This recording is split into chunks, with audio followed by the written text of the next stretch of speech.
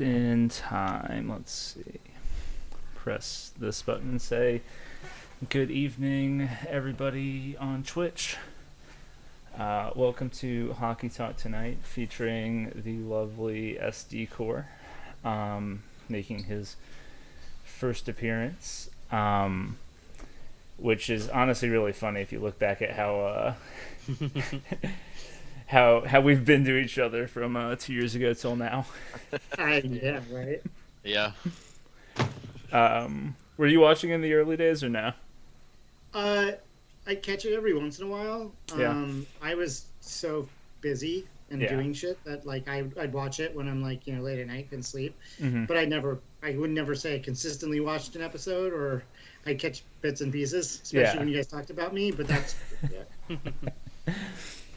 I mean, we were fairly kind, I think. We never really go after anybody I think you here. were always fairly kind. Yeah, it's also like those days were rough. So yeah, no, I mean, you had a target on your back from a lot of different directions sometimes, somewhat unfairly. Being the commissioner will do that. Yeah, I would say somewhat unfairly, but somewhat fairly. I mean, being the commissioner, you're the face of things, and I wasn't always the nicest person to people sometimes, so I get it. No, I mean, and sometimes you kind of have to be like the person that puts your foot down, because then it just becomes whoever can get your attention the most, like, has like actual like favorable advantage, and like you kind of have to keep everybody in line together. I guess we can start with, in your time as commissioner, you were also a JGM for a good bit of that. How did you balance that workload? How did you struggle to stay, I guess, impartial between the two jobs? Like it's a lot of different plates to juggle. I don't think it was as hard as it seems like it would have been. I think that a lot of it had to do with the JGM job was first, and I was an SHLHO since like me being on the site for like maybe 3 months. I joined SHLHO, so I'd done that for so long that that part wasn't hard, and separating the two wasn't hard. The hard part was transitioning from FHM as a JGM and as commissioner, and not making it seem like I knew more information than other people, or that I was like getting privy. And especially after Newfoundland was good in the transition, that part was hard, because I definitely caught a lot for it. Rightfully so for some of it. Like I get that reaction on it, but like it wasn't. I wouldn't say it was really hard. I would say that if I never became commissioner, I don't know if I would have stepped down from JGM. Yeah. And I also was really lucky having J&H as my GM there, co-GM, whatever. And then Juke and Ham, when they came around in 52, 53, 54. Yeah. That was like game changer for me. Made things a so much lot easier. off your plate at that point. Yeah. So I guess was Thanks, Patty. I guess. What did Patty say? Said show toes, coward. No. You mentioned He'll show his toes if you donate your Twitch Prime sub. Yeah. Yeah. So mentioning Ham and Juke, obviously great guys that we've loved to interact with over the last couple years. He did it! Still not doing it. Incredible.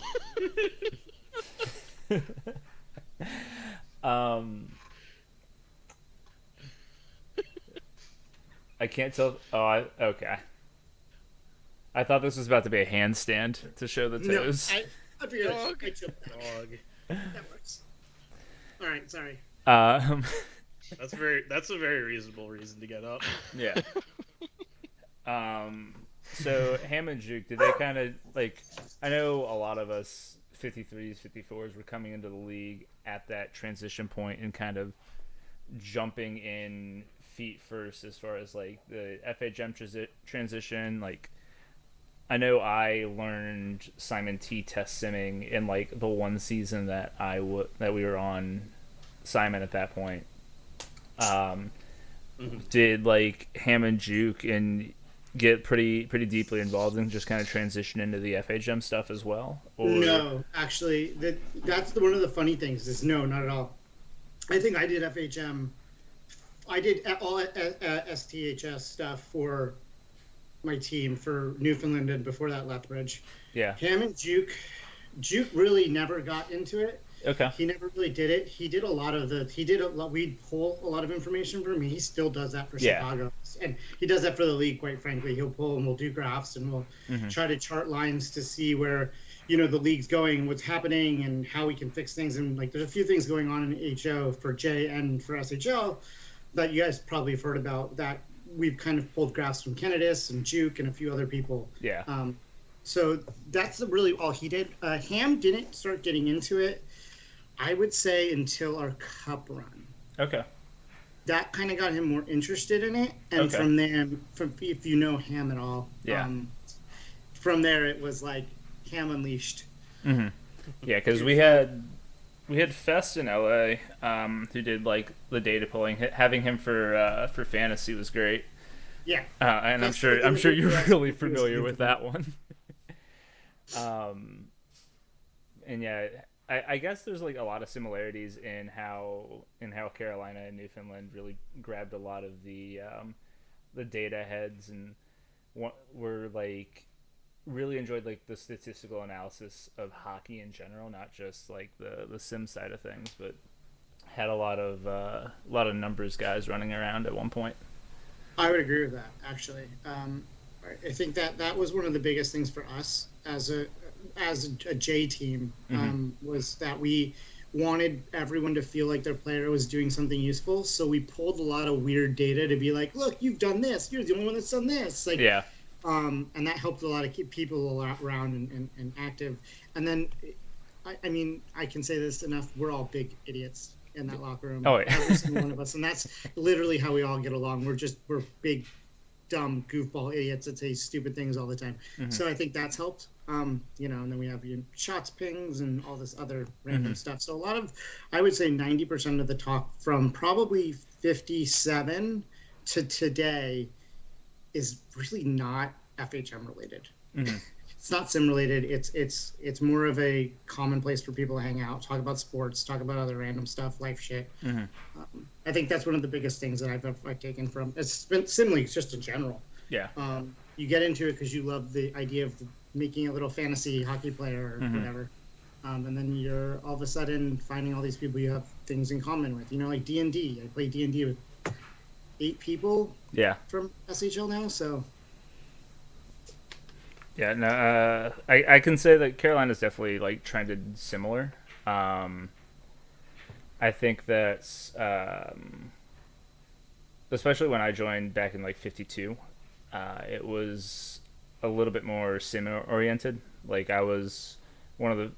It was a lot of like semi-active guys, some recreates in there that were mostly like just along for the ride, watching the sim get uploaded each day. And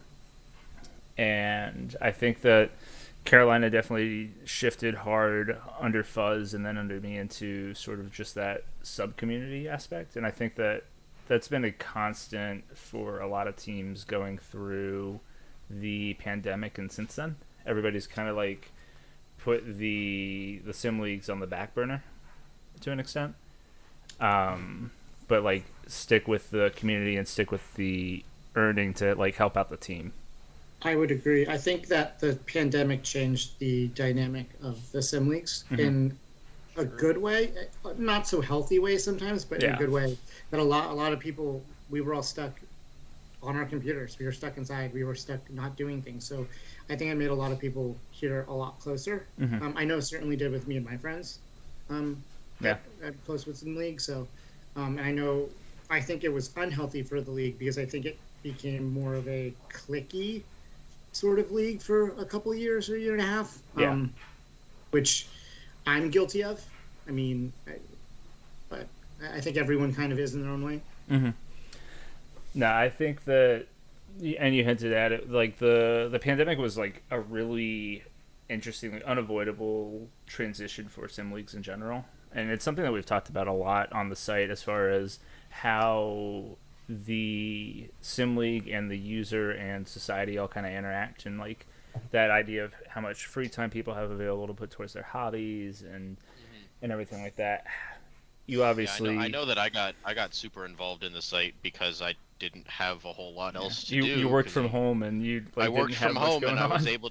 I was able to, you know, at the start of the pandemic especially, like the transition to work from home meant that I didn't have a lot to do Yeah. because a lot of my job involves dealing with asking people for money. And that just wasn't happening, and probably still isn't happening a whole lot right now. So, you know, I had a lot of free time at the beginning of the pandemic, so I poured that into the SHL by, you know, Mhm. Yeah, you were becoming the. I think I started off with. simming on the clock, weren't you? Yeah, I was for a while. I would start simming on lunch and take like a 2-hour lunch to do the sim. So, yeah. Yeah, but like, you know, it didn't matter because I was still getting whatever work I had to do done. So Yeah. but yeah, like that wouldn't have happened if the pandemic didn't happen. And I mean, the article that I wrote this past week, it like talked about how big our class was because of Mhm. you know people, and it wasn't just my class; it was the class of 54, 55, 56, Yeah. 57 were all huge classes because people didn't know what to do with their time and were looking for something to occupy them. So Mhm. And I think the weird thing, and I think this is kind of where Newfoundland, I can speak from their experience, kind of benefited from the pandemic with their teams.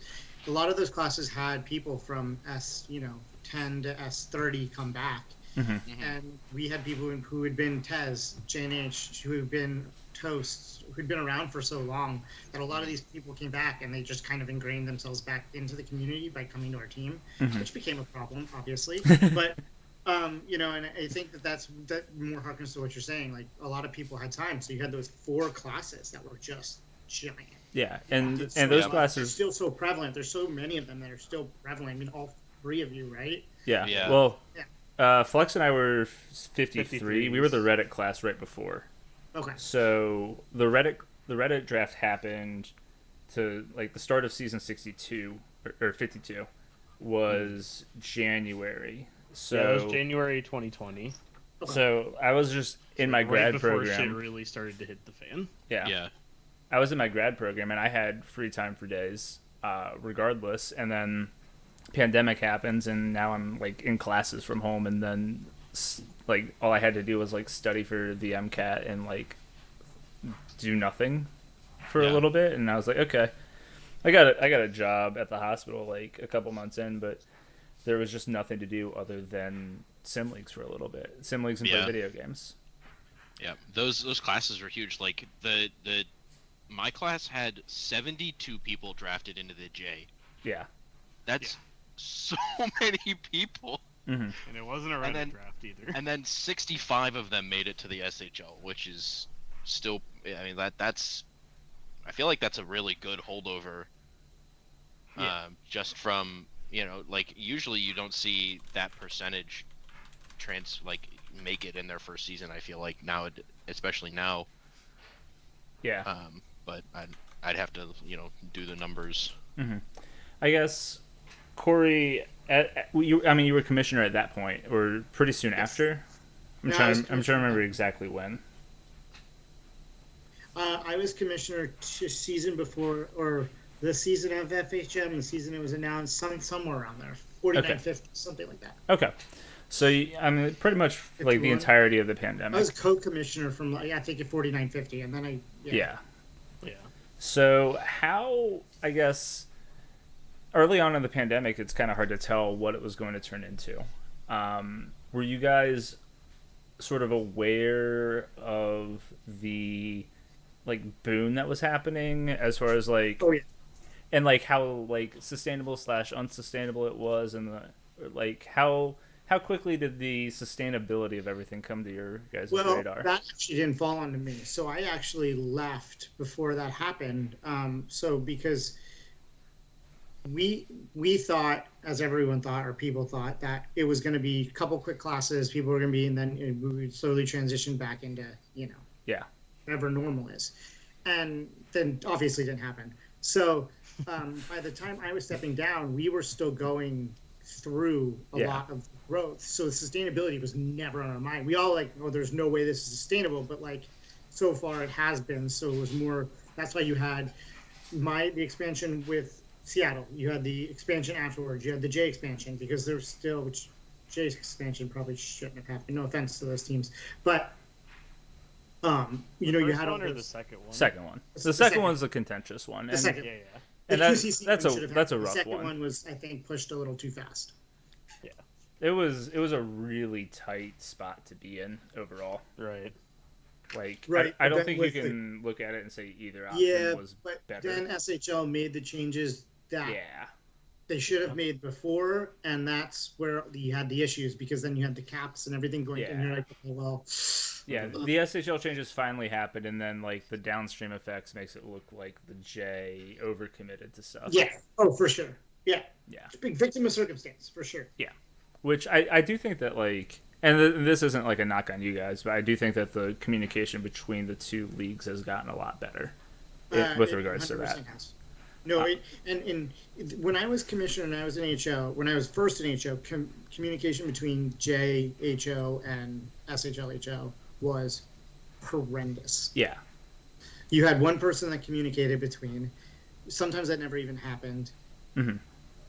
GMs didn't even talk to each other. Like when I first started GMing in 48, JGMs barely ever talked to SHL GMs. It just didn't happen. Oh, I mean that was something I was not necessarily thrilled about for a little while either. Yeah. And it was very weird. And then BW took over. I took over. Communication got a little bit better. Mm-hmm. And Newer took over. Communication got a little bit better. And now with Finn, I think communication's really good between the two. Yeah. But I think it's not because of who's doing it, but I think it's because we've been more accepting of having that happen. Yeah, I think more of the a recognition old that it school needs to style be is that starting way. again. Yeah. I do think part of it is that like you're seeing a lot more people existing across both leagues at the same time. Like obviously you were doing it as a JGM and an SHLHO at the same time, but the more people you put in that bridge position, it like almost mandates some level of attention paid between the two, especially. So go ahead. No, so I'm just gonna say that's true because in my 3 years and SHLHO, I believe me and Gabe were the only two that crossed over. Mm-hmm. I might be wrong. I might be missing someone, but I think it was just me and Gabe. I think eventually, like Luke at one point was JGM and then was also at one point HO. Yeah, but that's later than when I'm thinking. Crash? Crash was the Halifax main. Yes, Crash would be one as well. Yeah. Yeah. But like I do think that you're seeing people like you're seeing more of those bridge people. Like you've got JGMs in IHFHO and in SHLHO. You've got SHLGMs in JHO, SHLGMs, running IHF in Canadice. There's a lot more just inherent bridges that make the communication a little bit more innate. Do you have any ideas on how that is? It just a matter of like establishing that now, and then once we're in a spot where these people aren't in those bridge positions, it's kind of the expected way things operate? Yeah, so I'm going to piss off the old heads who probably aren't listening anyway. Absolutely, let's go. Pulling everything off the fucking site and putting more in our communication into Discord was the best decision the league's ever made. Yeah. Getting rid of the locker rooms on the forum, so smart. Don't need it. Wasted data space, wasted place for people to hide. Making it so that where people aren't communicating in those weird GM channels that are only for like official posts and lines and things like that. So smart. Getting a actual, like anybody who held on to those like old school things was mind boggling to me. getting like the all HO chat now, getting the media teams together, getting all of these like teams that actually the graphics team, like Yeah. the entire graphics teams in one place, and they all come up with collaborative ideas and come up with things.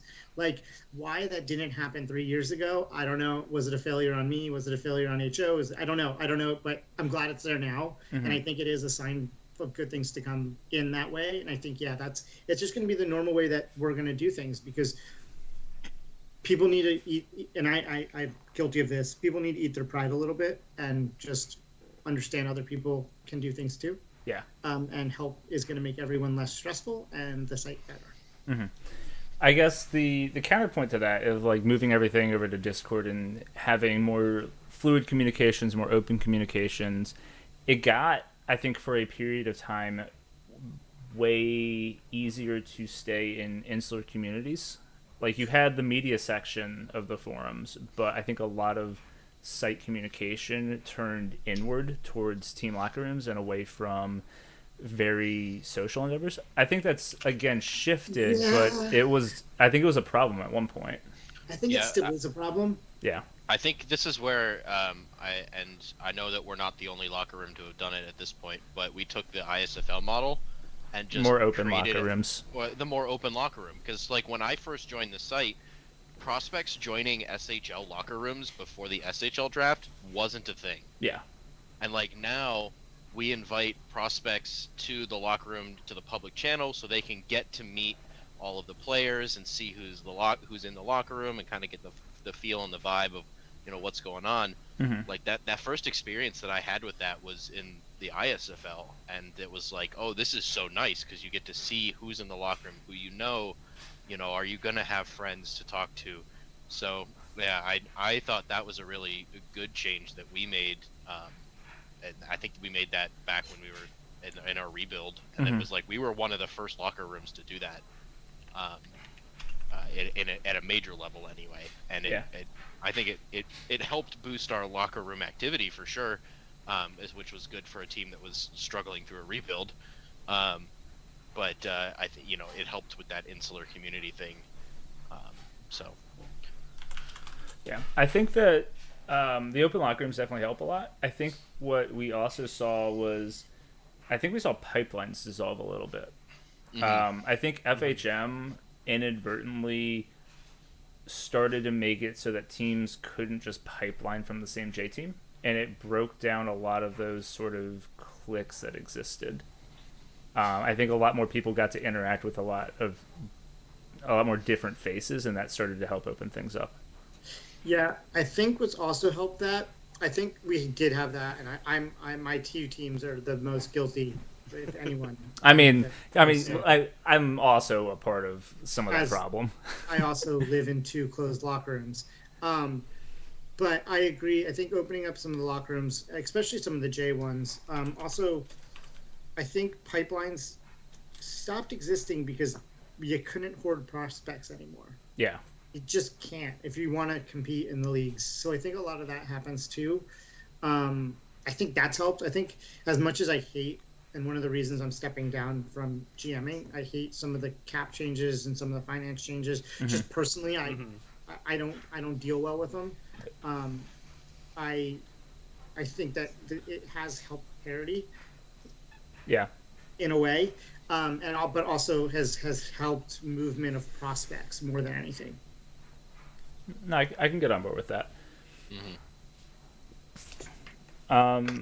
Yeah, I mean, you mentioned the cap changes, and so obviously, I think we've seen teams have a little bit easier of a time completing rebuilds at this point.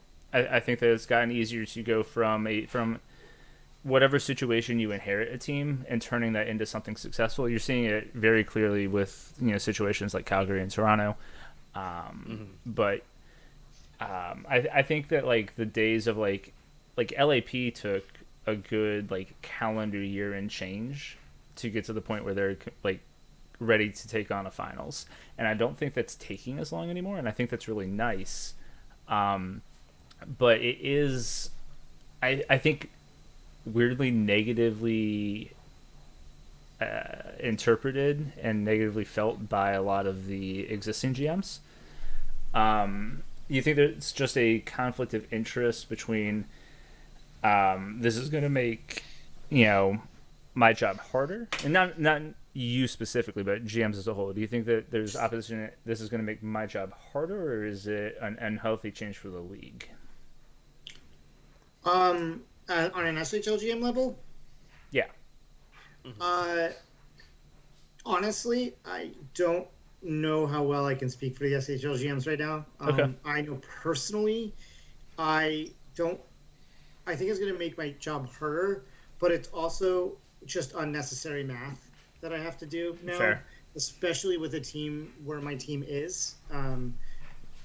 We've always been like this. Is how we J&H have built our team.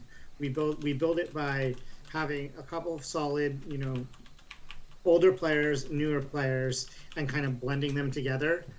And our cap tiers change like crazy. So we're back to signing 1-year contracts. While it's not harder to be signing 1-year contracts, it's a little bit more annoying, and it makes like it's harder to project all our stuff. players get pitched in free agency because they're gonna all hit free agency, even though 90% of them are coming back. Like it's little frustrations that are just like, I've done this for too long. Yeah, and you can put some people on extensions, but like it's almost impossible to like project like a season or two out at this point, just based on like what's going to happen.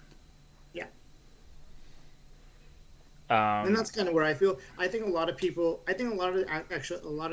GMs, I would say majority of them were mad about it when it happened. Yeah. Because they like to be fucking mad about things. Yeah. I mean, have you seen this site? They just wanted to be mad, so people just got mad. I went to Jess and I bitched at her and asked why they were doing it, and then she explained, and then I calmed down and I was like, okay, I get it, but thanks for making my job harder. But I think it's fine. I think most GMs are on board now. They just have to figure out a way to adjust to it. Yeah. Yeah. Mm-hmm. Do you Change think is hard and people don't like it? Yeah. Given your perspective, I guess one of the big things about this cap change was, I think looking to encourage player movement. Do you think that more player movement needed to be pushed like that, and B, from your experiences as a GM and commissioner, it was that the cap changes were the best tool to use to make that happen? I don't think there should ever be forced movement in a sim league. Mm-hmm. I don't think that's what we should be doing as a league. If players want to play where they want to play and they want to play with their friends and it can fit under a system that's fair, then I don't think forced movement is something we should do. I've always felt that way. Now, is the system we're currently in fair? That's the question. I think the HO thought it's not fair, and the best way to make it more fair and balanced is to force movement. So I think that's why they made the decision. Yeah. Don't necessarily agree with it, but I don't think we should ever be forcing players out of teams they're happy at. Has it actually moved more people? I think it has, yeah. Yes, and I think people are finding that other teams aren't big, bad, scary wolves. You can coexist on other teams, and other people are going to be cool there. And it'll be fine. Yeah, I think that like that was a little remnant of like the clickier eras. But like when I was looking at, when Fuzz was looking at trading me last season, like he was like, we had a pretty frank conversation. I was like, I mean, looking at all these teams, like there's not really anywhere I would be unhappy to end up. Like there's some people that I've not always meshed with, but like I have a couple teams. I mean, sure. And like I think everybody can say, yeah, I would be less happy on this team than some others. But I think it's pretty easy to say, yeah, like there's enough people on all of these teams that I could get along pretty well. Yeah, my list is short. It's like 4 teams, I think. A quarter of the league. I mean, I've made a lot of enemies in my 3.5 years, so there's some people I can really just vibe with. Look, man. Yeah. I would have drafted you in Carolina. That's all I'm saying. Oh, snap. White in the chat.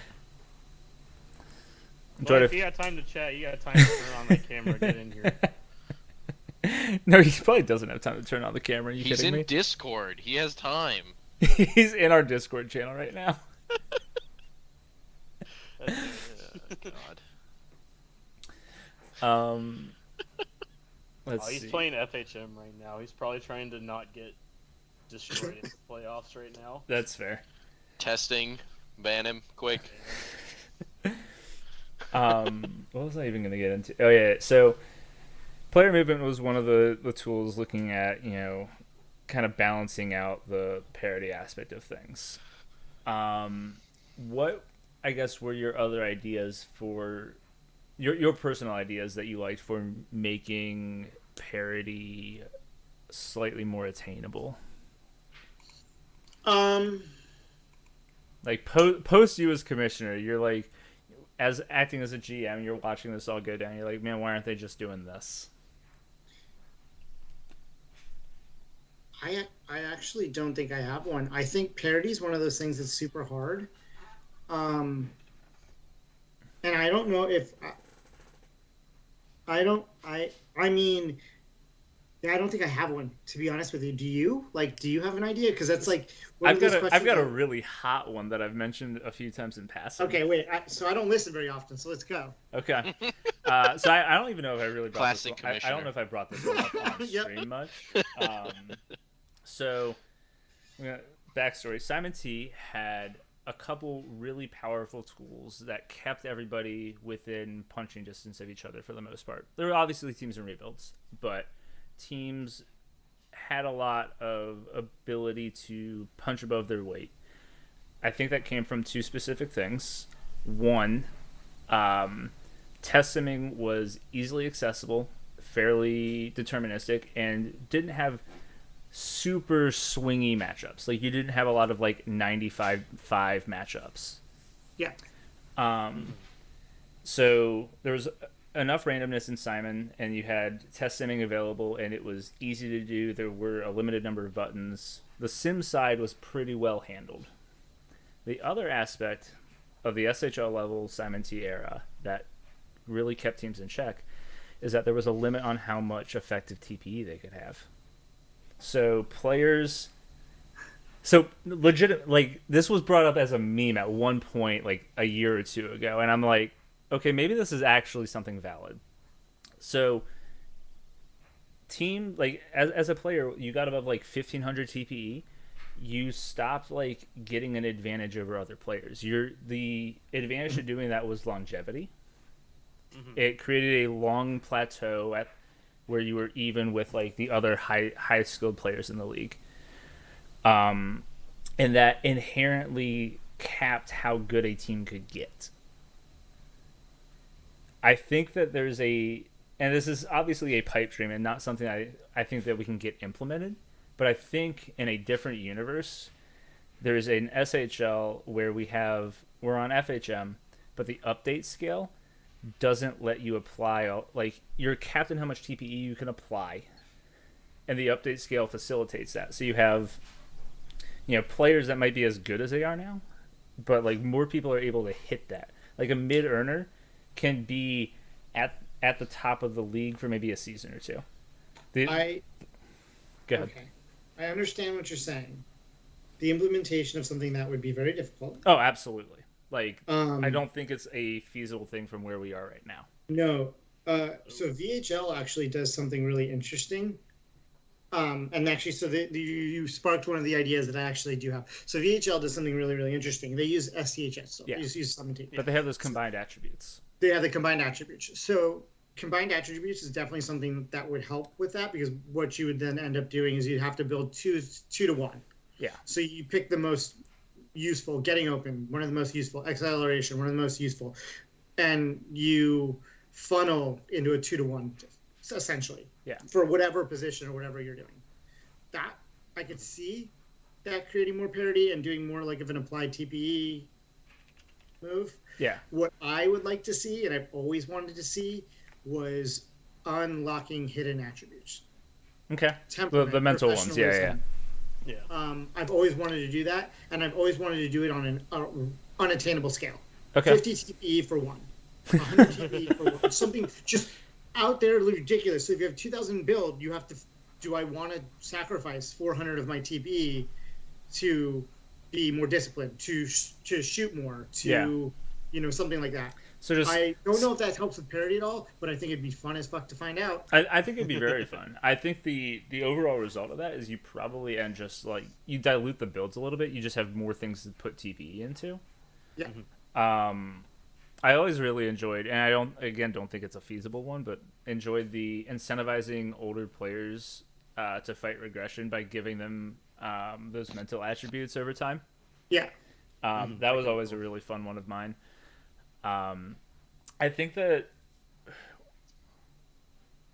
I guess you might have some insight. I don't necessarily get why those would be locked at this point. I do actually. So Teddy and I, and oh god, I don't remember who else it was. Maybe Stammer, a couple other people. We're all when we were doing this the transition. We're looking at it, and it wasn't clear exactly 100% what they did. Okay. It wasn't clear. Okay, if we have someone who has a better temperament and they have higher aggression, does that mean they're going to fight more? Does that mean they're going to fight less? Does it? There was no causation for it that we could find at that moment. Yeah. The biggest one that we locked was the shooting tendency. Yeah. And we did that literally because of Simon T. Yeah, and I understand that one. 100% 1-for-1. That's why we locked that one. Mm-hmm. And then a lot of the mentals, we just wasn't sure. Like, what does more leadership actually do? Yeah. And there wasn't a good way to test it.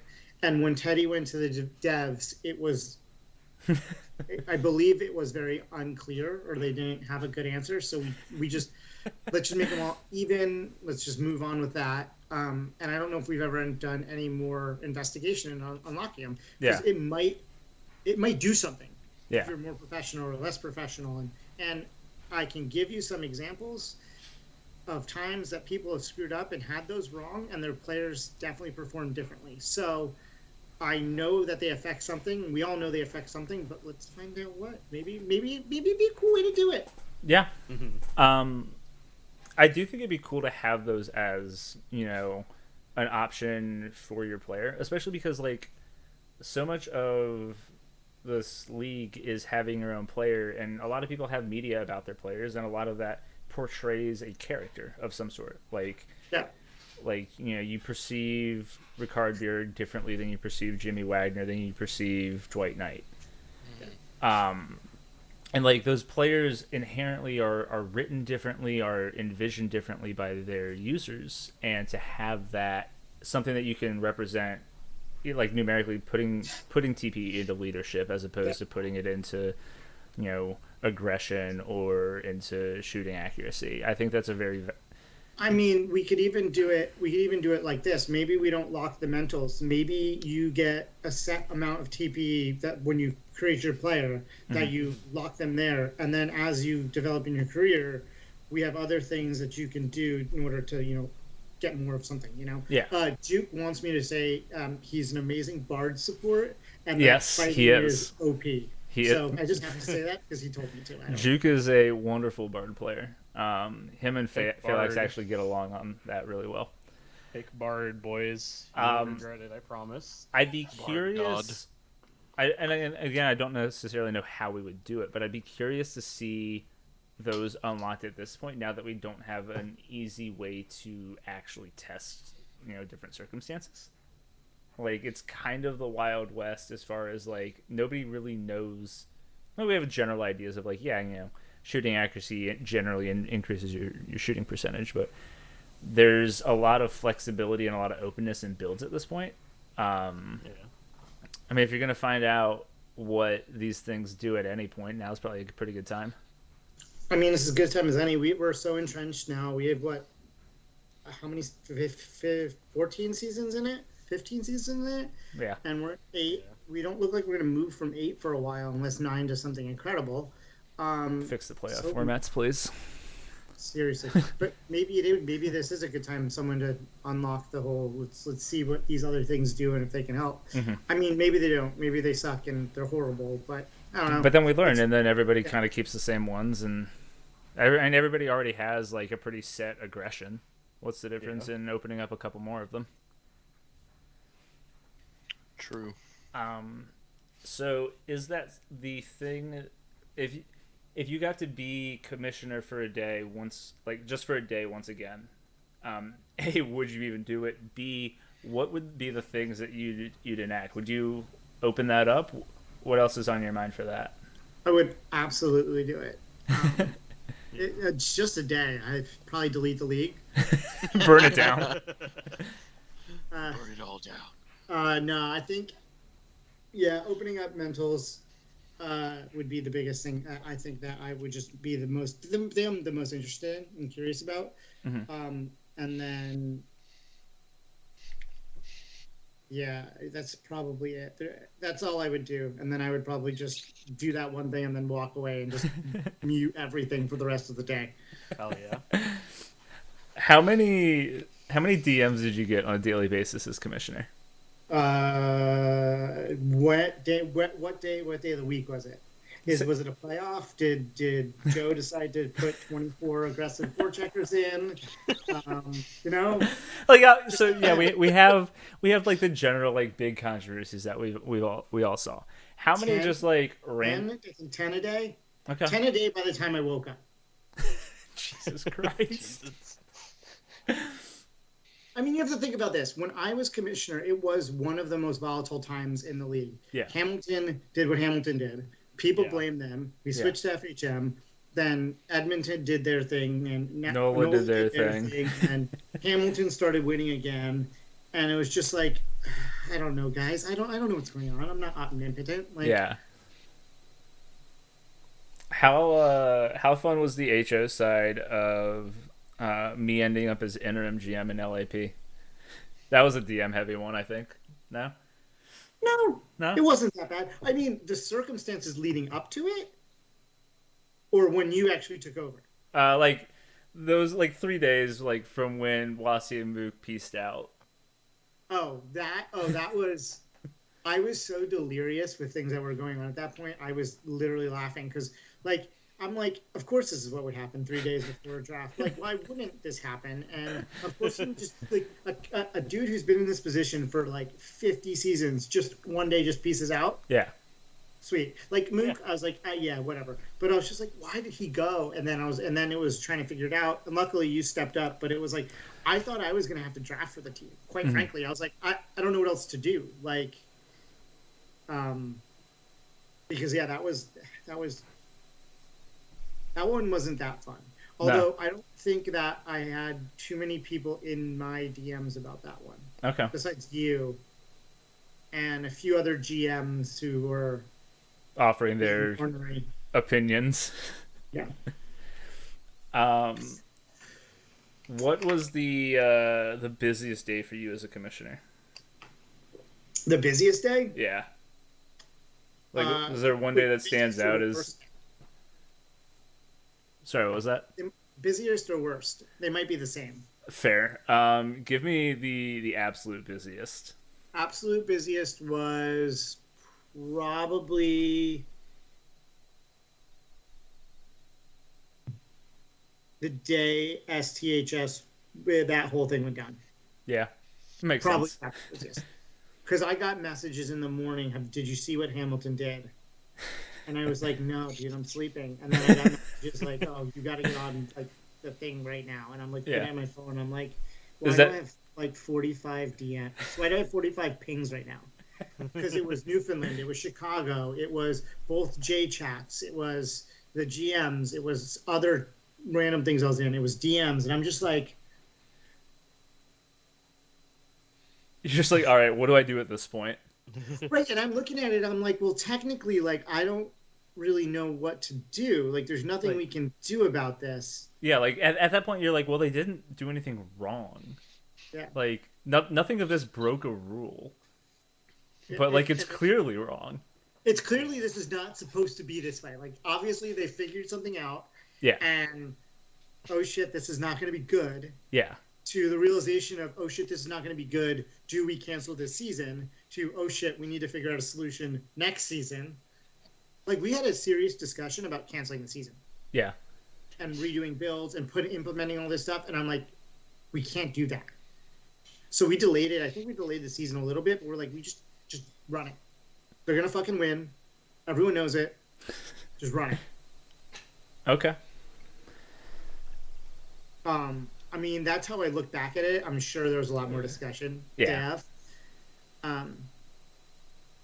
But that one was rough. That was the busiest day. That wasn't the worst because like there was nothing that like they like inherently broke.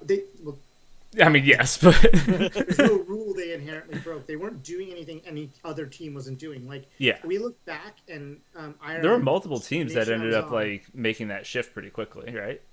Yeah. it was a season. Yeah. Ireland, the IIHF team I was on, actively won 5 cups by accidentally employing the same strategy. Like, it's not other things other teams weren't doing. Yeah. It's just they did it to like They took it to the extreme. absolutely. Yeah. But that was probably the busiest. The worst was the for me as a commissioner, and it's just because it was like a ball rolling downhill was when Joe and Nola decided to do the heavy aggressive forechecker thing in the finals. Yeah. That was absolutely the worst. Yeah. I think the day actually I messaged J&H and Jess and told them I was quitting. I was like, I'm done with this. Like, I'm done doing commissioner. I'll do it for however long, much longer. But I like, if people are just going to be this disrespectful, like, Yeah. I just That was kind of the nail in the coffin. And it was just Yeah. like a matter of time before you like publicly posted it. yeah. I was just like, I'm done. I can't do this. It feels this is intentional. Like I was like this one feels intentional. It feels like you wanted to fuck up my day. Yeah. Made some pretty good memes, at least in hindsight. Oh yeah, no. Looking back at it, if it wasn't my job to clean up, I would have laughed my ass off. We did, I think. I think I was more in like shock and also like confusion as to what was happening because I think that was like one of the first seasons I was in the league. Like, Yeah, not paying you it. were just I had barely no here. idea what was going on. I just knew that the league was NOLA aggressive exploding. forechecker thing. Yeah, It was like That was season 55? 55, so Yeah. that would have been your first season. in that the would have league. been my rookie season in the J. Yeah, Yeah. yeah. I was very confused as to what was going on. I mean, like, I don't even think like the like SHN guys, like the 53 guys and the 54 guys, we were just like, this is a problem, but like we were like kind of like witnessing like the first big explosion of our time on the site. Mhm. That was a good time. It was Well- like the first truly drama-filled thing that happened for you guys. Yeah. And that was bad because I think I ended up making a lot of people mad in those couple days, especially unfortunately. As opposed to any other time you were making well, a I decision. made a lot of enemies, but I made a lot of people mad, like inadvertently. Like I think I got in an argument with Gabe, and I got in an argument with some of the Buffalo guys because I was just like, I don't know what the fuck you guys want me to do. And then I was trying to do Newfoundland stuff at the same time because I think we were also in the finals. And I'm Yeah. like, I was not in the Buffalo War Room at that time, but God, I would have loved to have been in there. I can't imagine. On that I day. could not imagine Finn that day. Yeah. Like at all. And I know I interacted with him. I had to have, but I can't. Yeah. I just remembered. Time I to dig remember back being- through your DMs and see what he said. Felix is remember about to being log off Joe's this and go DMs, back through the Buffalo War furious. Room. I have no idea what day that was, so like that would be a lot of digging. You might be able to just put "fuck Nola" in the war room in the search, and you might. Yeah, I mean, honestly, you just search NOLA for like a 3-month period, you'll probably find it pretty quick. Probably, yeah. Let's see. That would have been what, fall of 2020? Yeah, like end of summer. Yeah, because the J draft happened in May. 52 was January, February, then March, April, May, June, July, August. Yeah, so like August. Yeah, or late summer, early fall. All right, since we're talking about your time as commissioner, we'll hit one of the user questions from Chevy. If you could go back to when you were most recently commish, would there be anything that you would approach differently now? 100%. I would not have been so angry some of those times. I would have been nicer to people, I think. Yeah. I think at that point I had so much stress on myself that I was just mean sometimes. Or I acted mean, not knowing that I was being mean. That's probably the biggest regret that I have, is that I ended up like not getting along with a lot of people I think I would have ended up getting along with while I was doing it. I mean, you are an example. I mean, I push your buttons hard sometimes. Yeah, but like, I should have known people were doing it, and I think I took things a little too personally towards the end of it. Yeah.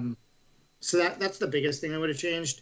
League wise, the biggest thing I would have changed, I would have probably taken a breath for that FHM transition. Yeah. I do think we moved a little too quickly. I Like think we like had an extra to. season. Yeah. Take an extra season and done something different with the builds, quite frankly. Yeah. And let everyone get a free redistribution into forced, like a forced build. I don't know what that would have looked like in SDHS. Yeah. And taking another season with FHM. Because I think while the first season wasn't terrible, I think that everyone was still too new on the Hamilton thing. Yeah. That we forced the league into some metas that weren't great. Okay. And by the time people solved that and figured it out themselves, it kind of became this amalgamous BS Yeah. in the league that we're still fighting to get out of. Yeah, that's fair.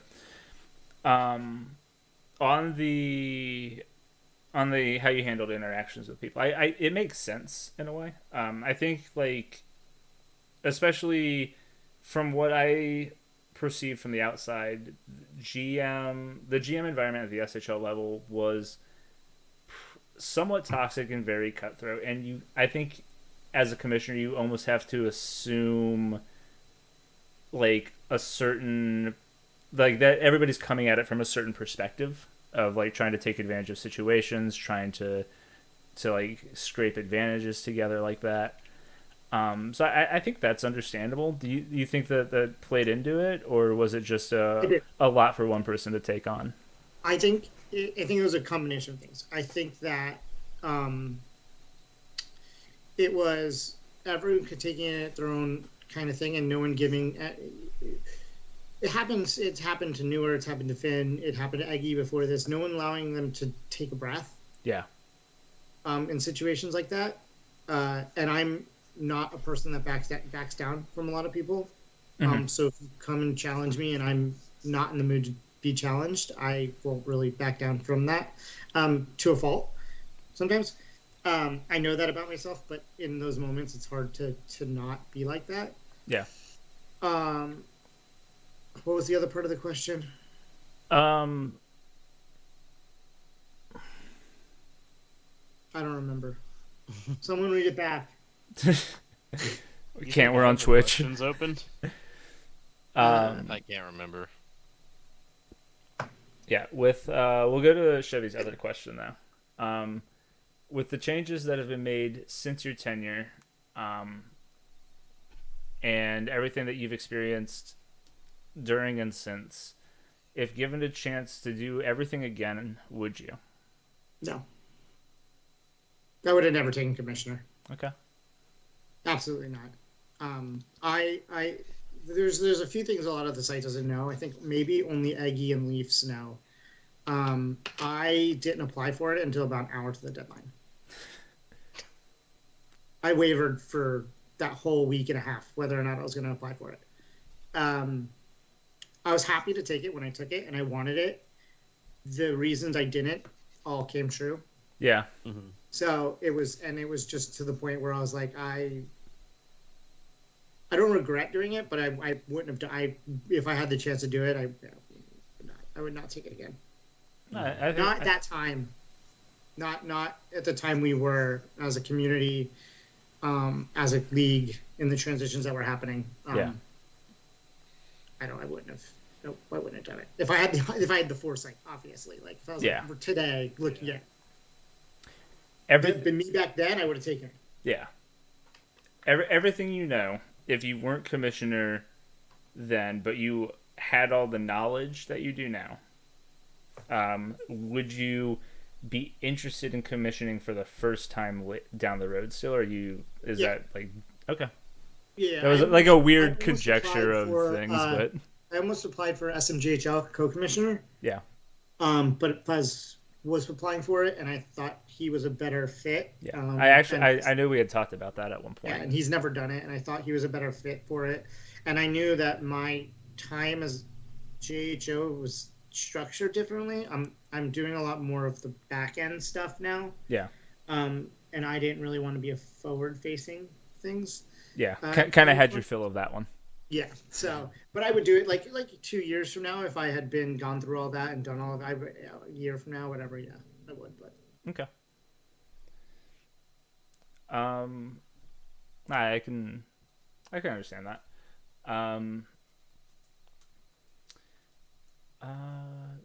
Do you two have any questions on specific things from back then, or anything that you're wondering about Corey's experiences as on the commissioner side, or?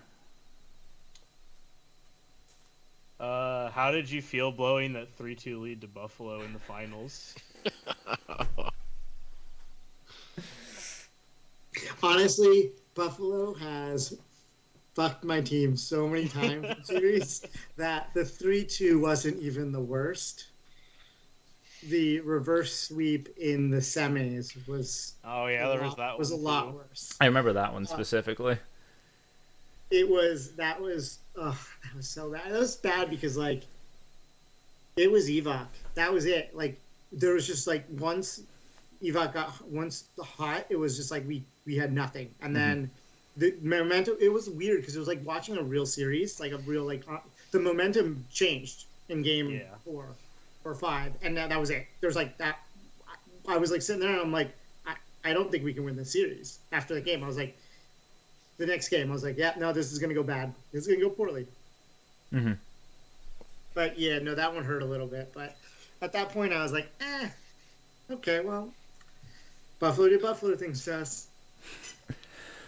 I also have another question. An actual question?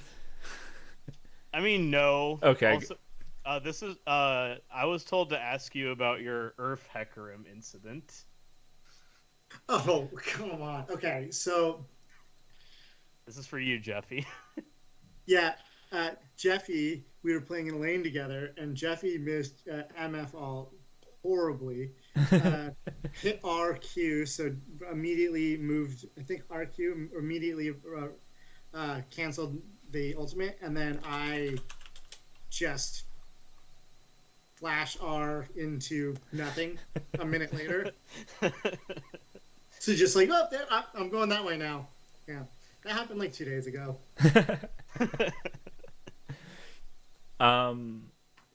Something that had Smith. Did you have one that I am cutting you off from, or no?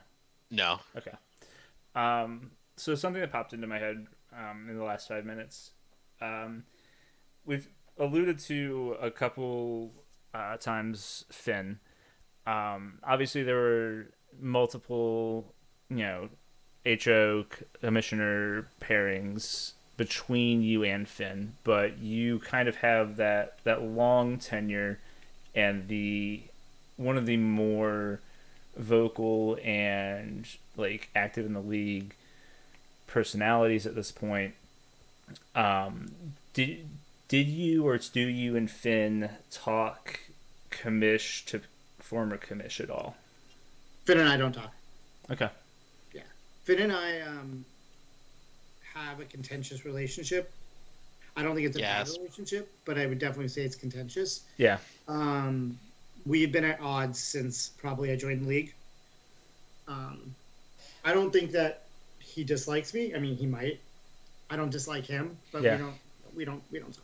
Yeah. I mean, I've said like maybe 3 words to him since he's become maybe 4 in any like kind of a personal capacity, and then official capacities I've talked to him, but we don't talk to the shit.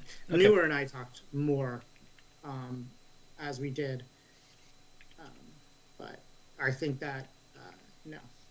Okay. I don't know why. It just we've never really been in the same friend circles, and we've never really been in the same spaces. So I think that years of not really ever talking, and when we did, it wasn't always the best conversations. Just wore down any kind of relationship we could build. To be honest, No, like I said, I don't think he's a bad guy, and I think he does a good job. I just no, I wasn't sure. Like, obviously, getting regardless of like the experience that you have on the site beforehand, getting into that commissioner role is going to be a big shift.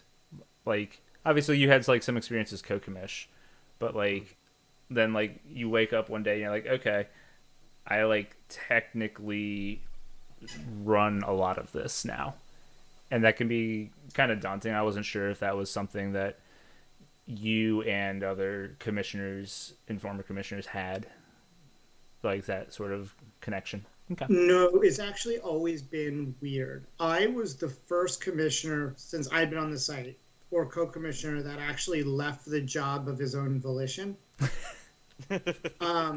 Eggy disappeared one day. Yeah. Dangles just said he didn't want to do it, and he kind of disappeared.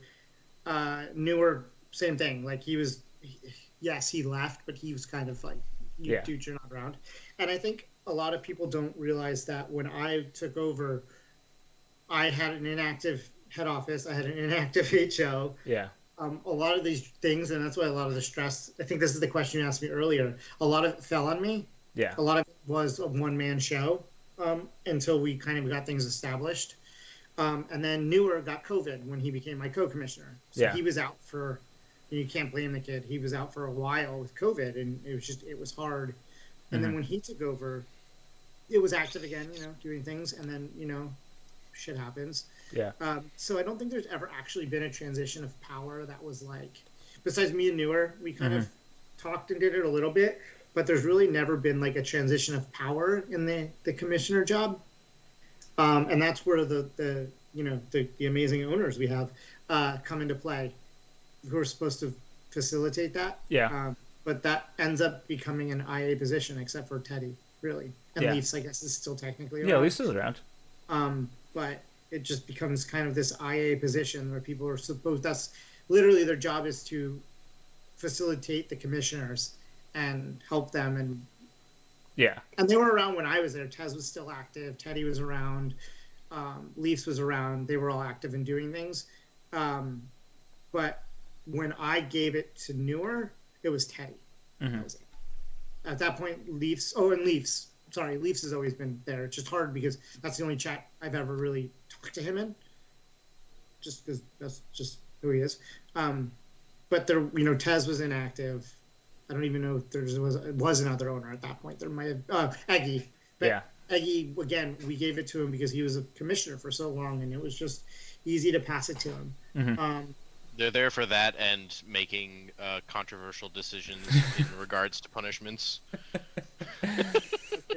The pre-appeals team era. Yeah. I just don't understand sometimes why it is so hard for people to make like have a conversation with someone before you announce something. Or if you do, like, talk to more than two people. There are more than two people on this site. Yeah. What? No, I don't believe that for a second. It's the four of us and then like 17 bots that Teddy set up. And we all have about 9 multis. Yeah. We only have 9. I do think there's Right. I do think there's more multis in this league than have been caught. Absolutely. I just don't. I don't know. I mean, for the longest time, and this is going to make. It's just a story that I have about Chicago. For the longest time, I was convinced J&H, Kill, Vel, Ofer, not Kit, because Kit is, but all those guys were like 2 people. That's it. It was just 2 of them. They all just like, it was it. It was just those 2, or they controlled all those people, and they've been doing it for years. And then, like, this was probably like 47, 48 when I first got drafted there. Yeah. And I slowly started to, like, get to know Kit and Ofer and Kill and everyone, like, independently. But it was, like, for the longest time, I was like, I don't even think I've ever told J&H that, where I was like, I'm pretty sure you guys are all the same person. He's in the chat, and he just what? Yeah. Okay. Yeah. Obviously, like, we're not having anybody in mind when I ask this question, when we answer this question. Over under 2.5 active people on the site that have multis. Oh, over. Oh, okay. Over, really? I think there's 3 people on the site who have multis. Okay. Interesting. Over, but just barely. Do you No, think? I could definitely see that. I'd love to. I would love to know who you think are the multi. No, because we're not going to get into that one. I said we're not going to get into that one. I was trying to give Corey and you guys an out so you guys wouldn't get DMs after this saying, all right, who you think it is. I know that for the longest time the running joke in S55 and in the Beans chat was that everyone was my multi because I just applied for every job and always was trying to get more involved, and so I was just everyone was my multi. Yeah. Yeah. 2. I got 2 that I'm fairly certain on. Yeah. There's and I promise you, there's another one out there. I'm curious. Yes, it's obvious that I'm just Seven's multi. I'm just some guy who he pays to come and be on his talk show. Just sit there, just seem like he said he mailed you the hat. Yeah. It's like, hey, put this on so we believe you that you're an actual hockey fan. Because I'm a hockey fan and it's believable. Yeah, you're just enough. just an improv comedian who's also a hockey fan. So what's my excuse? I'm not funny, nor do I like hockey.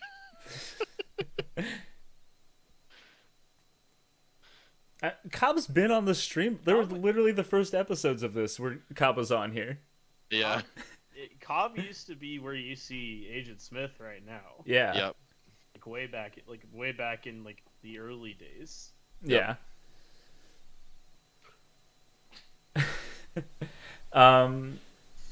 We'll end the commish talk for now on a positive note. What's the thing that you are most proud of from your tenure? Can I give you 2 things? Absolutely. The first cup in Chicago. Okay. Neither of these are going to be commissioner things. Okay. My first cup in Chicago, and my second cup in Chicago. Okay. The first one, I have really good reasons for this though. The first one was because that team was so incredibly close to each other. I'm still amazingly good friends with Jess. I've met her. We hung out. Yeah. I'm really good friends with Cam. I'm really good friends with Jay. I had so many friends on that team that had we'd never ever done it as a team. It was Jess's first cup. It was my first cup. Jay had won before, I think, because he's been around since the 20s. And then the second one was because I got Darian, who's Matt Smarter, who's been on the site forever, his first ever SHL Cup. And I was just he was crying.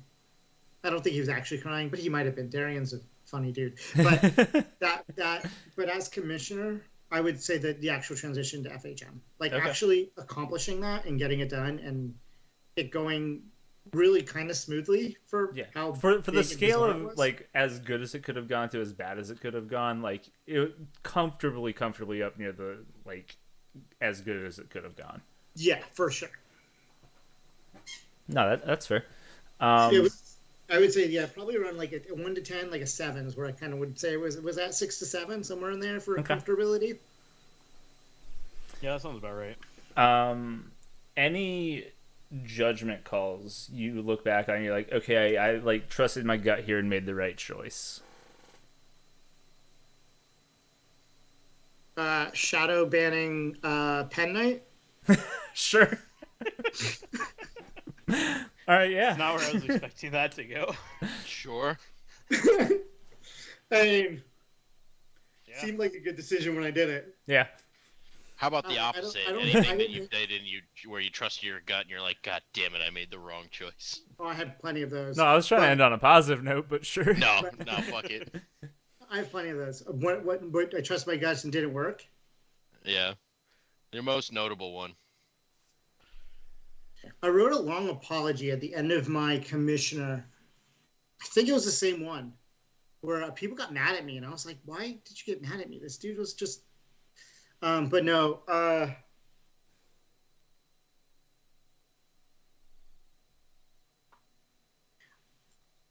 There's one incident I won't say specifics on where I got into it with a few people on a team who has a player or is currently in this screen that I regret getting into it with, to be honest with you. I wonder who that could be. So somebody who's That was my biggest, as commissioner, that was my biggest, like, I thought something happened that didn't happen and I did no research on it. And I made a call and called someone out and I was like, nope, I'm the asshole. Okay, yep. Can't take that one back. fair enough. Let's see. Allowing Izzy to be GM. Did I do that one? I think technically yes. Can I put that on the list? Yeah, that can go on the list. Yeah. Honestly, like at the time, they're like, I don't know, like. Were you the one who hired him? I actually don't remember. I think he was, but like, I honestly He was the best choice. Yeah, like I don't think you He was can not legitimately make that for choice. that time was the best choice for that team. Yeah, Yeah. it's like hellishly unfortunate, and like in hindsight, you're like, oh man, that went fucking sour. But Patty says that was Noah or Nour. good. okay, Yeah. yeah, you're good. safe. But like that was like not something that you could have like fully expected. Like You've never been a commissioner in a league where Izzy was GMing or part of a team.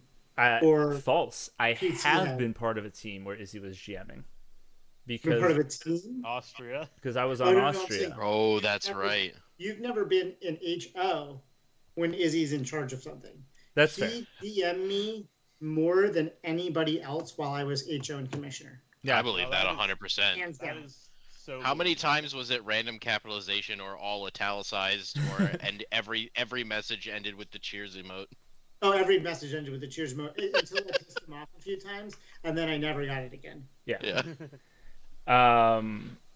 Yeah, no, because I talk about it a decent amount, but like I experienced like the bad side of Izzy very early on, but that was just like never something that like I'm just not the kind of person that was going to campaign against it. I just like didn't like the guy, had my reasons. Yeah, I get that. And then like as it all unfolded, I was like, yeah, no, like that tracks with everything I experienced. But yeah, like Kez was, who was saying that in the chat? Yeah, like ACAP was saying, like if Izzy wasn't picked at that point, like that would have been a bigger shit show. Yeah, At the time. it would have been Essa. It would have been Slappy. It would have been, oh my god, it would have been so much more messy. Yeah. And like I said, he was the right hire. Like he was. It's just it ended exactly the way we thought it was going to end. Well, Yeah. sorry, not It exactly ended the way in we a- thought it was going to end. It ended how we envisioned Yeah. it would happen. If you could say, yeah, this is one of the ways it could end, you're like, yeah, that's probably a likely one. Mhm. Man, that was a hot mess. That wasn't even the worst GM firing Oh. That you did? that I know of. Okay. I was gonna say like I thought you fired something. I don't remember I did anything. fire. I That fired a few GMs. I remember you fired Ace, right? Yes. I remember that one. That was not a good situation. Like No. not like a toxic situation. That was just like a shitty situation. That was oh my god, I hate that we have to make this decision. Yeah. No, I don't think anybody was having a good time in that one. No. How many other GMs did you fire? 2. I'm trying to think now. Was that including Izzy or No, because No. Izzy was after. Ace. Izzy was Ooh. after? Right. Yeah. Actually, no. Ace is the only. No, I fired one other one. Another one we asked to leave Okay. early, but I was an HO, I was co-commissioner. I don't remember the situation of it. There was another one I thought we fired. Maybe we didn't. Maybe it was another one we asked them to leave. I can't think of anything. Yeah, I'm like actually trying to think. Oh, MCP. Oh yeah. That was a pretty similar situation, honestly. Yeah. Mm-hmm. I was like, I knew it'd come to me. I think those were the only two, though. Yeah. Mm-hmm. Obvious answer that I think you already kind of gave for Leafs' user question. What were some of your favorite Chicago memories? You got like your 2 cups. What else stands out to you now that you're wrapping up your GM tenure?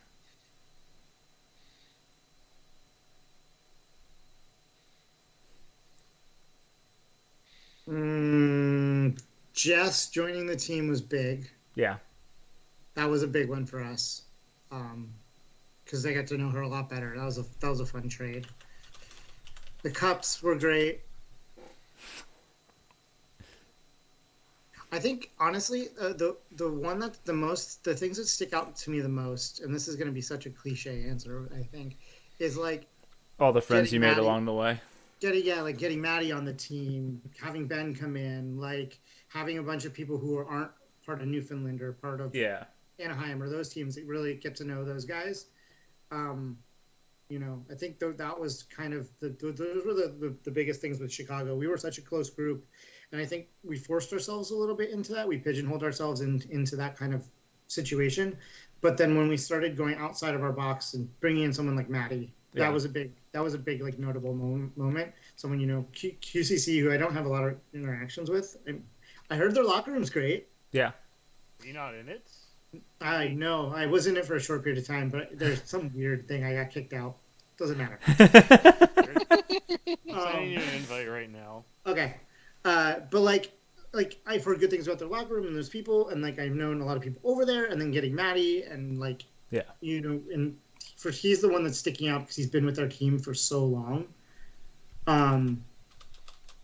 That I think like drafting and bringing in random people from other teams as Chicago, because you get so ingrained being a JGM for so long that you get so used to your people and then your alumni, and those are the only people that you see, and it's really just your team.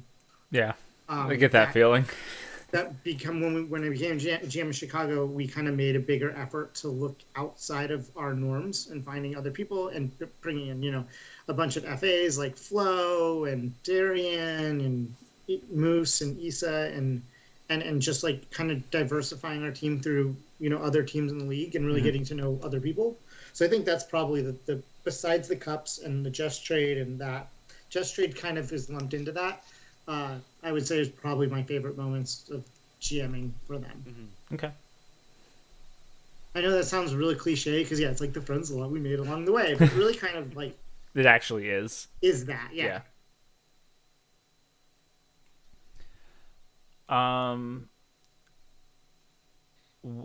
Something I just thought of because asking you more questions. What is the I think it was a question either like last episode or 2 ago. What's the biggest issue facing the league right now, in your opinion?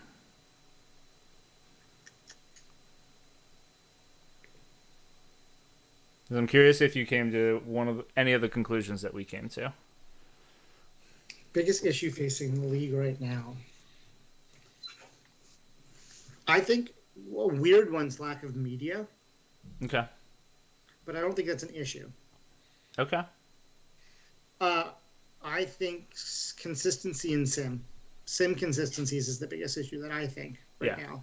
Is that would you say within each league consistency or across league consistency is the bigger issue? Across. I think that's one of the things I think, and maybe it's a little bit more than that too. It's finding ways to make live sims or sims watchable. Yeah. Mm-hmm. I hate saying that, but I don't think FHM. That's my biggest complaint it about looks like FHM ass. so far. Yeah. We know the league will be in a good place when when the sim looks like the SSL sim, but for hockey.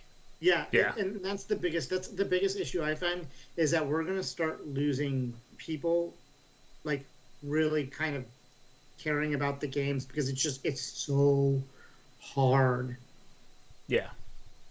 to to really like watch. It's just not. Yeah. I was watching it, and my team's not doing great in the playoffs this year. We've had a down year just in general. But like I was trying to watch Game 3, and I'm just like, this guy just teleported across the ice and now the puck's in the net. Yeah. Like, what just happened? Yeah. It needs to be like a better viewing experience. You need to like have like the meaningful moments presented and not just like dots moving around for 5 minutes at a time.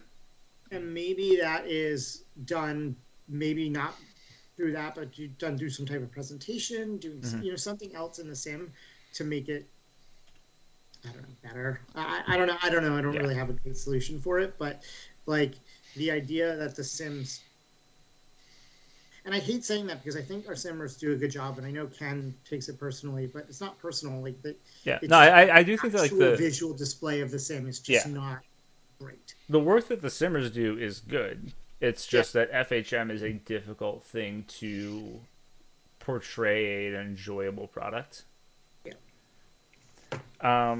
This debate came up as well. FHM 6 presentation or FHM 8? Oh, FHM 6. Okay, that's where we were kind of at too. Yeah, I like seeing more than just the weird random replay highlights. Yeah, I mean it was kind of similar, but it was like not seeing the players move around in 6 kind of gave you the ability to fill in the gap. Mm-hmm. You knew they were doing weird things, but you didn't see it, so you weren't like, "Oh yeah, they're like." Yeah, you could in your head play it differently. There? It didn't, but you're like, whatever. Yeah.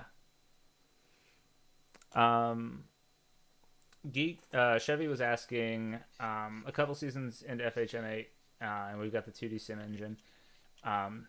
Other nuances you've noticed during streams that you like or dislike, and some changes you'd like to see. What are the things that you think FHM 8 and the current presentation do well? Graphically, it looks good. Mm-hmm. It just doesn't function graphically well. Yeah. Like if they made it so that it didn't look like your players were teleporting or replay something 16 times, graphically it looks good. Like it's enjoyable to look at a still screen of it.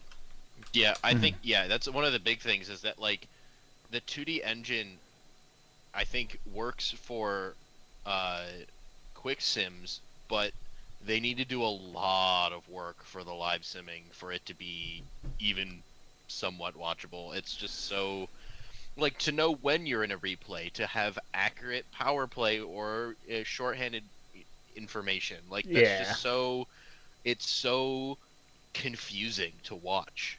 Mm-hmm. And it really shouldn't be because those things feel like basics. Mm-hmm. Yeah. And part of it is that like we're constantly running up against the point where we're making FHM do something that it wasn't necessarily meant to do. Right. Like to some extent it was meant to do this. Like online leagues are a thing, but it wasn't meant to be like this production viewed by a lot of people kind of thing. Yeah. GDB saying they scored in the game, but it hasn't shown the scoring play yet. Or they show the scoring play and then the score doesn't update until like the next break in like, action. Wait, what? Wait, what? Or like there's a power play goal, but they never actually show that it's a power play. All of a sudden it's in the net, and you never see any indication. You're like that was that. Yeah. Okay. There's just weird things like that, and I think I haven't experimented too much with it, but I haven't played a full game, all highlights, all everything, and watched it and see if it actually like looks visually good that way. I don't know. I haven't looked at it, so maybe that's the problem. It's that weird highlight speed that we're using. Maybe not. I don't know. But that would be the biggest thing. It's just visually unattractive when Yeah. you're watching like a live motion of it.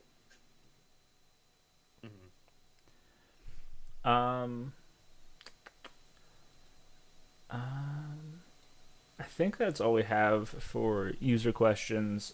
Before we get to wrapping this up, what are any questions you want to pin on us now, if you have any? Yes, I do. Okay. Let's go. No, I guess my biggest thing is, what is your guys' experience coming into the league in the time you did with the new sim engine to now? Like, what's the biggest changes you've seen happen? Because I've always been in the middle of all the changes. I've really never sat on the sidelines. And I remember, many seasons of FHM before SDHS before FHM. So, like, it's kind of, you guys have a little bit more of a unique experience that I don't get. So I guess that would be like especially GMing. Like, I've seen both sides of it. Do you guys, like, everyone always tells me that FHM and GMing is difficult, but I've never found the tactics actually that difficult because I've always used it. And I guess you, Smith, because you don't really do hockey, right? Right. So, like, yeah, I guess that's really my question. Like, what are those challenges like? I always found the tactics side of things to be pretty easy. Yeah. Like, it all just kind of made sense. Yeah, and for me, I was never really part of the tactics generation in San Francisco, even when I was a co-GM. Like, for me, it was more of the social side and trying to get the locker room back to a place where it was feasible to have a team. So as someone who doesn't know hockey, I was really in it for just the community aspect of it. Like, Seven convinced me to join because everyone else is doing it, and it was something to do, and they wouldn't ever shut up about it when we were in Seven just kind of Discord chats. So this entire group into joining the SHL. Yeah, so it was more of a like, oh, I just kind of want to be part of it and know what the fuck you're talking about. So it was I don't know, I kind of joined it for the social aspect and not the tactics side. And as a simmer, I get to see the tactics side, but it doesn't really mean anything to me. Like, I kind of just know what it looks like. Yeah. I guess that's definitely a different perspective, because I played hockey my entire life. So I'm looking at it and I'm like, oh yeah, no, like I know what that is. But yeah, you're like, oh, I see stretch the zone. Cool. I kind of infer what that means, but I don't actually know what that means. Yeah. He's like, which zone are they talking about, you to guys? me, It's got to sound very on brand to people watching and to Corey that, like, I found this and then just, like, pressured everybody else into getting into it. Yeah, it seems right. How did you even find it? The Reddit post. Oh. Okay. Like, straight, like, I saw the prior Reddit post, whenever that was, and then the one came around in 2020, and I was like, yeah, sure, I've got some free time. I'm so like, you saw the Reddit post that I joined in then? Probably.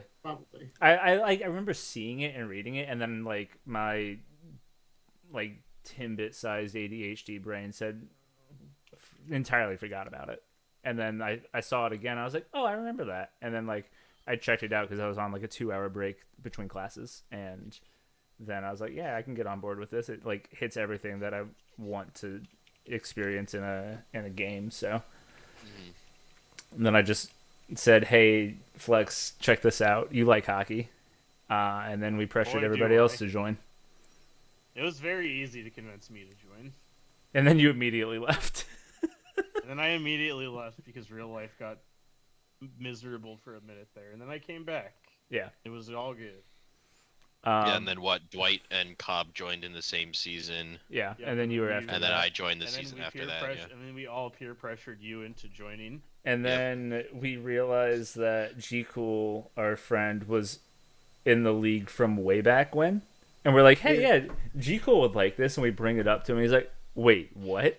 Yeah, we were playing disc golf, and we were like, oh yeah, we're talking about the SHL, and he's like, the SHL. holy shit, I was in that. Like, wait, what? Yeah.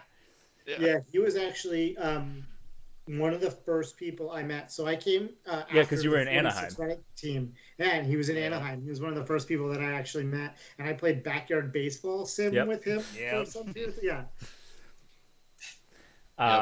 So he joined the season. He didn't want to join at first, and then he joined, I think, the season after Smith or 2 seasons after Smith. I think he was a 57.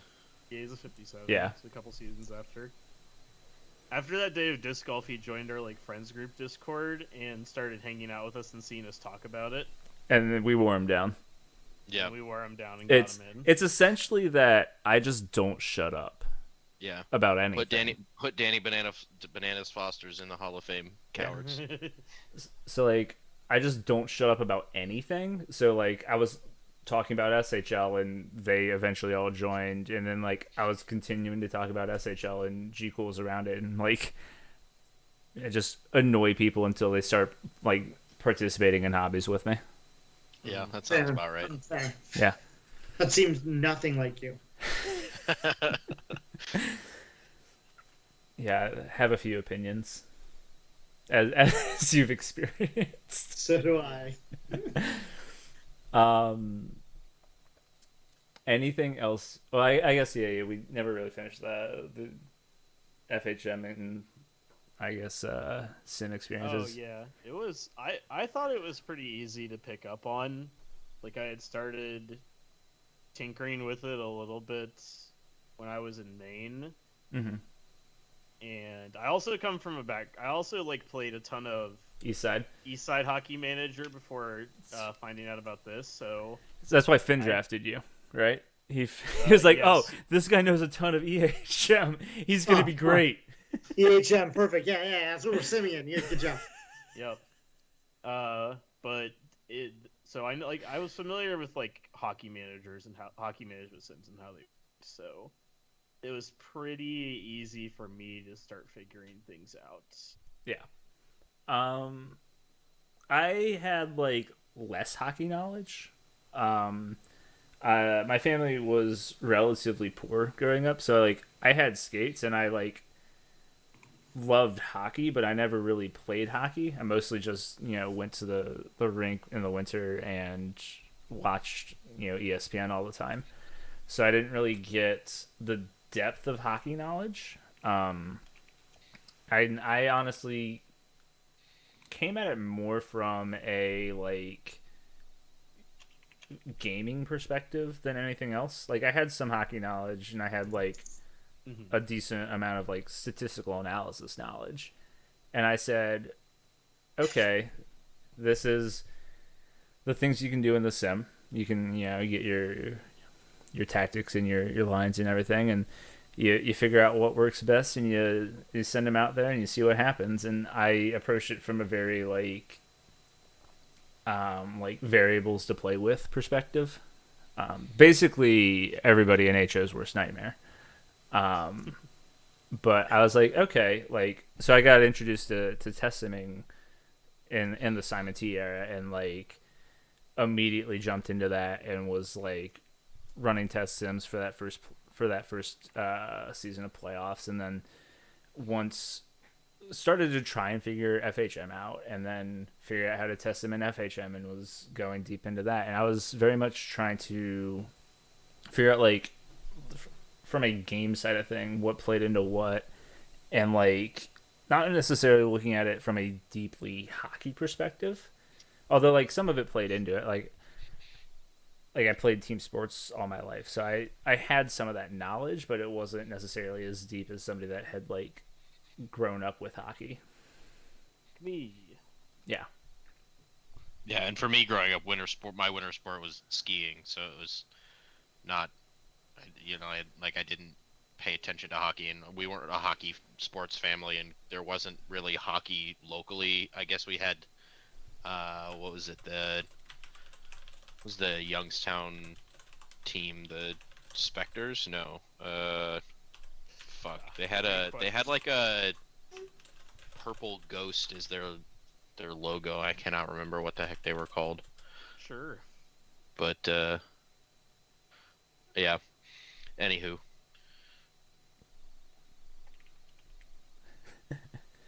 Um, so yeah, The Phantoms, yeah, there, the Phantoms, yeah. I think that honestly, like the the differing ways we like experience it are kind of highlight like how the SHL can like fit whatever person's approaching it. Um, but I do think that like it got Yeah, did FHM make that harder? I think it did. yes. I think from a strictly like GM slash coaching perspective, it was easier, but it was harder to digest. It was harder to follow, especially at first because of like the lack of indexes and stuff going on. Yeah. But it was harder to look at a game that happened and understand what happened. Oh, I think that FHM, especially early on, like when we had like Cal got the hang of simming, and from like that 54 to 58 period was wildly like great as far as like a visually engaging and like entertaining thing to watch. the best person I ever interacted with as a commissioner was Cal. Absolutely. Alucard, the undisputed Yeah, goat of like anything. In yeah, the SHL. seriously. Come back, Cal. We miss you. He should never come back. Save yourself Too- from the league. Don't come legitimately, back, but come back, like, please. Too good for the site, and it is something that we mentioned like a year and change ago. Is like guys like Cal and Hot Dog, like guys that were just like going above and beyond, and like I mean, in hindsight, like Corey gets thrown into that list, and like there are people that just went so far beyond what should be expected of like random people putting some time into a community hobby. That like massively appreciated, but like Woody, Teddy? yeah, Teddy. What's crazy is that Cal is still like on the site. Like his last visit was this morning. Oh yeah, He he's just- so Cal sick. Yeah, he just like he still comments in threads. He just doesn't have a player right now. So I he's love just it. like, Like, he randomly hangs out in drops into a Buffalo stream. a lot. yeah. You just be like, "What are you doing here?" Yeah, He no, just doesn't want. He just doesn't have a player because like, why would you? and like the simmers like fall into this category a little bit too. Like, but let's see.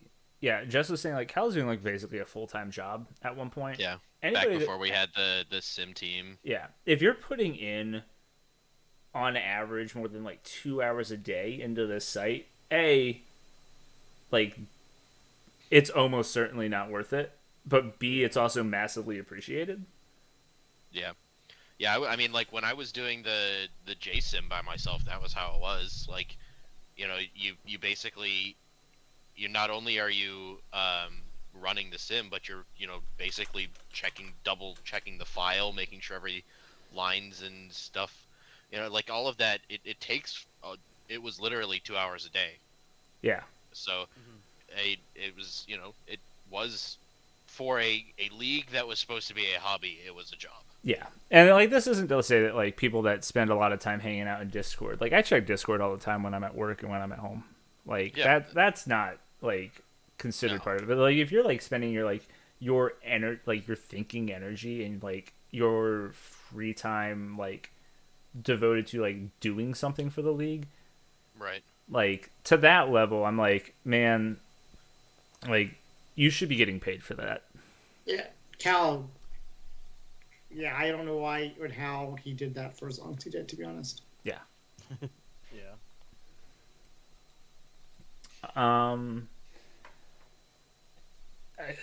So, I want to explain one thing. I Yeah. want to explain the Blink 182 thing. okay. I love to troll everybody in Newfoundland that Blink 182 is the worst band ever. Oh, see, my take was serious. Oh no, but no, I got oversaturated with Blink 182 growing up in San Diego because they were everywhere. Yeah. So I'm like, yeah, they're a Oh, that's band. fair.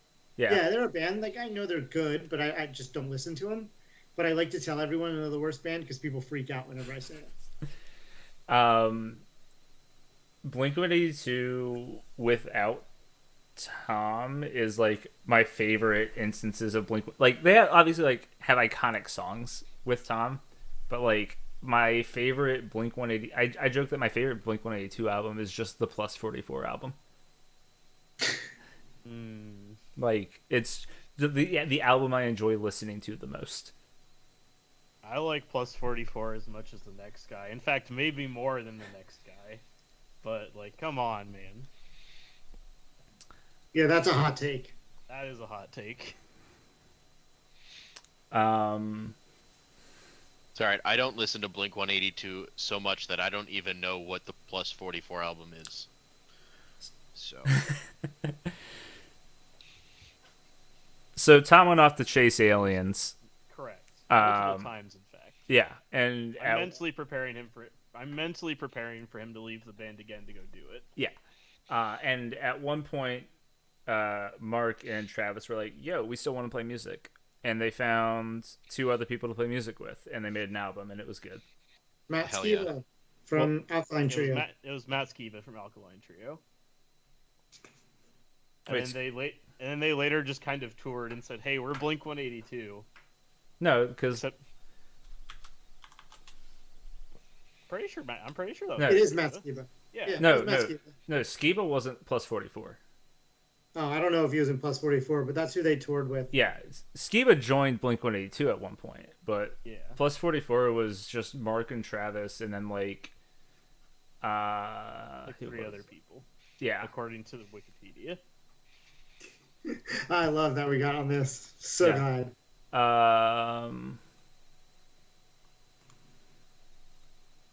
Yeah, I don't know. Great band though. Give them a listen. Corey, anything else you want to ask us about? Either things that you are interested for our perspective on specific situations or our experiences? I don't think so. I mean, I've talked to you guys so much Yeah. over the course of this. It's like, no, I don't think so. Let's see. We'll open it up to see if there's anything in chat, but also our closing question that I liked earlier. Where was it? That just seems to be talking about pop punk music right now. That's Yes. fair. There was a burrito question a little bit. Yeah. Oh yeah. What's your ideal burrito? Yeah. What's your ideal burrito? So my ideal burrito is probably an al pastor burrito with guacamole. Okay. But that's just because my favorite place, that's like the best one they make. But like, I also am really big in California burritos, and I don't know if you guys know what a California burrito is, but it's a carne asada burrito with guacamole, sour cream, and French fries. Those are probably my 2 go-to. Okay. French fries. Those are very and like burrito. San Diego classic burritos. Okay. Interesting. I'm not big on sour cream, but otherwise that sounds very. I could get on board with that though. I could see for me, I'm also not a big fan of sour cream, but the French fries in there I think is an interesting twist. I could see it being really good. I've just never had it. Yeah, it's literally called the California burrito, but it's only made in Southern California, and it's really like a San Diego thing. Are they It's like crispy? purely a like, regional food. Are they like crispy shoestring fries, or are they like something else? Like big They're steak fries. No, they're like crispy fries. They're like McDonald's style crispy fries. Okay. Okay, yeah. That's Be probably kinda cool. good then. Add a little bit of salty crisp to your burrito, I guess. I don't know. Yeah. Yeah. I'm gonna say breakfast burritos as a whole. The hospital cafeteria makes a banger of a breakfast burrito for some reason. Interesting. We have legitimately good fry cooks at the hospital, working in the cafeteria, and it's something that I love. Like I'll get like a cheesesteak or a breakfast burrito, and it actually slaps. Hospital food is either like a 9 out of 10 or a 1 out of 10. Yeah, so There's no in between. big fan of them, but like just like eggs and like a sausage or like a chorizo, cheese, potato, like That sounds good. like a breakfast burrito is like you have to be like ready for like a hearty breakfast, but like that's like one of the ideal ways to eat all those ingredients. Chorizo breakfast burrito is where it's at. Yeah, chorizo breakfast burritos are the best breakfast burritos. I Yeah. mean, chorizo is probably just the the S tier breakfast meat, right? Like Yeah. Yeah. It's just the Yeah, S tier I meat. think that's fair. like it's just you add chorizo to No, it anything, doesn't have to be and it breakfast. I can eat chorizo almost anytime. almost Yeah. always makes it better if you add Yeah. chorizo to it. Yeah, chorizo is one of those things where I always eat it at breakfast, but then when someone gives it to me at dinner, I'm like, yeah, I'm good with this. Yeah. Yeah, It's great. absolutely. There's a breakfast joint near me that does a chorizo scramble. That's just Yeah. oh my Can god. confirm it's a good breakfast place. Chorizo So- good. Burrito takes you two. I'm not picky about burritos because I think all burritos are good. I just Okay. like food. Fair. Yeah, I'm not picky about Keep your the meat that dang goes sour in. cream out of my burrito though. Yeah, That's chicken, my thing. steak, chorizo, whatever the meat base is fine. Cheese, lettuce, Yeah. corn, tomatoes, usually fine. No sour cream. Queso if you're really feeling spicy about it. I don't know. Can't do queso. No? I can do queso like not in the burrito. I could do queso and put it on a burrito and I'd be fine. But in it, it's just the texture of it. Yeah, it's just yeah. See, I'm Yeah, that's yes, but also like the same as sour cream in that case for me. Oh, see, but I love sour cream. Like I get that it's the same That's thing, weird. but I love sour cream. All right. Yeah, I'm a very like dry burrito person. Like You would be. Yeah. I don't even know what that means, but sure. Like breakfast burrito, like you're putting like potato, egg, meat, like maybe some veggies in there, but it's like not a like wet or congealed thing.